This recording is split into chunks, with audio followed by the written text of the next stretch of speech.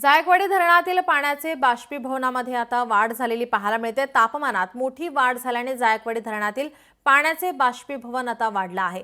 जायकवाडी धरणातून रोज 1.989 दलघमी आता बाष्पीभवन होत असून 10 महिन्यामध्ये 256.85 दलघमी आता बाष्पीभवन झाले अशी माहिती पाटबंधारे विभागाचे कार्यकारी अभियंता प्रशांत जाधव यांनी दिली आहे। सध्या जायकवाडी धरणाचा पाणीसाठा हा 42.88% इतका आहे। वाढत्या तापमानामुळे पाणी पातळीमध्ये घट होत असल्याने नागरिकांनी पाणी जपून वापरावं असं आवाहन आता त्यांनी केलं आहे।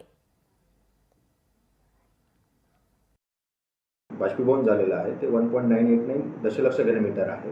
हे एका दिवसाचं बाष्पीभवन आहे आणि आतापर्यंत 10 महिन्यामध्ये 1/7/2024 पासून 256.85 दशलक्ष घनमीटर बाष्पीभवन झालेलं आहे। या पंधरवड्याच्या निमित्ताने मी हेच सगळ्यांना आवाहन करू इच्छितो की पाणी जपून वापरा, कारण हेच पाणी आपल्याला पुढच्या वर्षी सुद्धा जर पाऊस जर चांगला नाही झाला तर कामात पडणार।